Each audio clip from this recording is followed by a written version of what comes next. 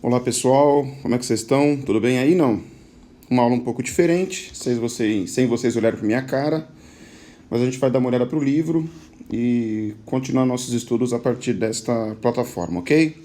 Espero que todos vocês estejam bem e se dediquem mais aos estudos agora do que antes, né? Porque agora essa distância ela vai de certa forma dificultar a apreensão aí do conteúdo.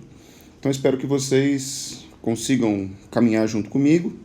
E qualquer dúvida que vocês tiverem, vocês vão se comunicar comigo através do fórum lá da plataforma Uno, beleza, pessoal? Então é o seguinte, aqui a gente tem espelhado aqui no livro,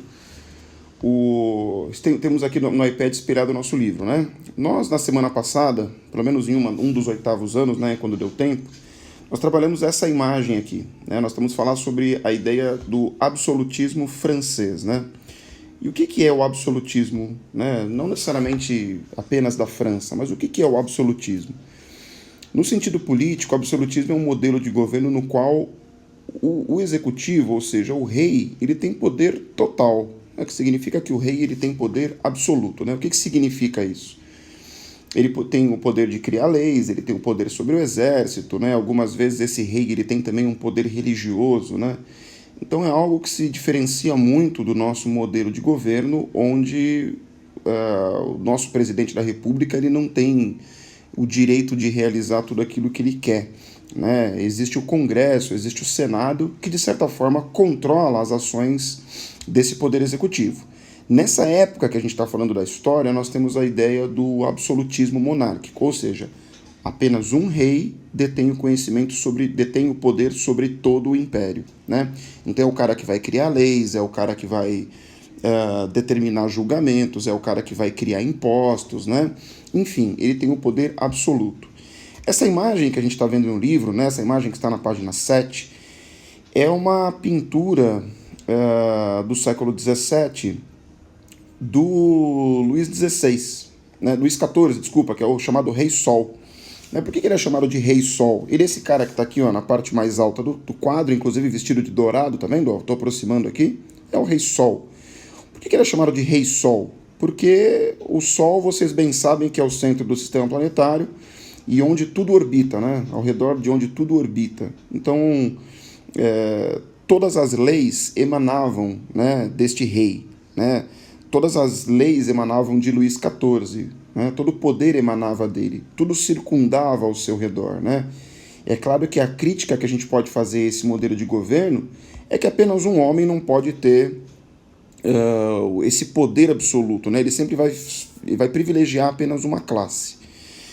Na página 8 nós temos uma imagem do Palácio de Versalhes, né? Que é uma das representações do luxo, né, desta época, né? Quer dizer, vocês estão olhando aí na página 8, é um palácio, né, todo com detalhes feitos em ouro, muitas obras de arte, né, o mármore no chão, né, era a representação do luxo do qual vivia a nobreza neste período da história da França. Aqui embaixo nós temos de novo mais uma imagem, ainda na página 8, né, ainda do Luís XIV, representando aí todo o poder, né. Ele segura na mão direita um cetro que representa o poder político. Do lado esquerdo, né, na sua cintura, ele tem uma espada que representa o poder militar.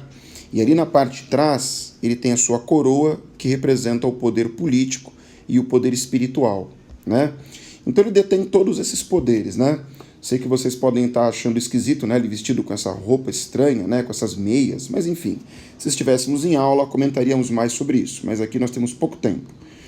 Então, o que eu estou querendo dizer para vocês é que nós tínhamos, nesse período da história da França, a ideia de um poder centralizado, de um poder absoluto. O que virá depois, que é o Iluminismo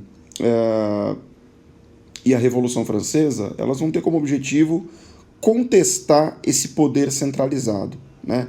Eu costumo dizer que a Revolução Francesa ela tem um papel fundamental na história da humanidade, porque ela vai fazer germinar, fazer brotar um novo modelo político do mundo, né? O que nós entendemos como política hoje, né? Todas as pessoas votam, todos têm direitos.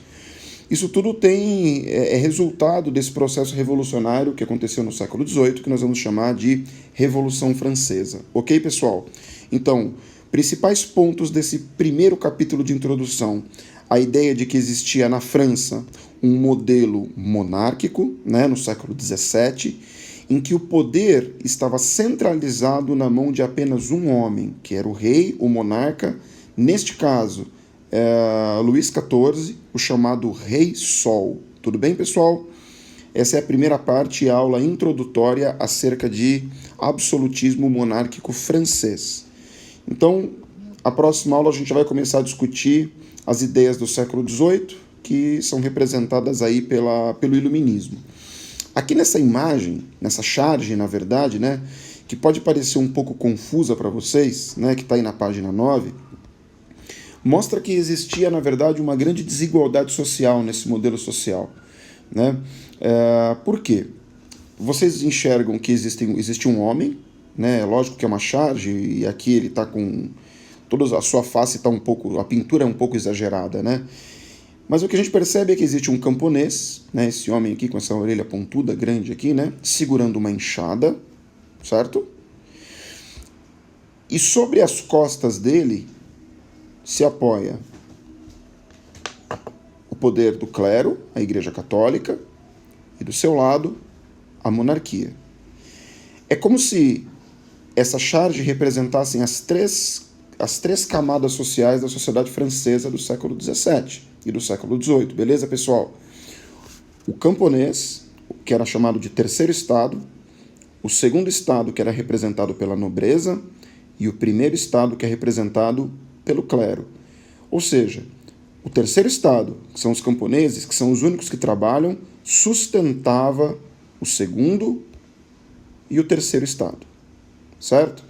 Então, todo o trabalho ficava nas costas desse primeiro estado. Havia efetivamente, então, uma desigualdade grandiosa dentro desse modelo francês.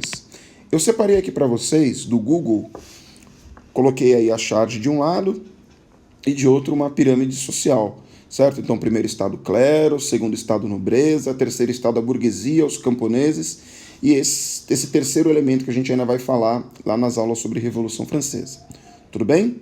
Então, o que você pode resumir daqui? Havia grande desigualdade social, né? Muitos privilégios para o primeiro e para o segundo estado, e um poder centralizado nas mãos de poucos. Tudo bem, pessoal? Então essa é a parte introdutória da nossa aula sobre absolutismo monárquico francês, ok? Fique com Deus, até a próxima aula.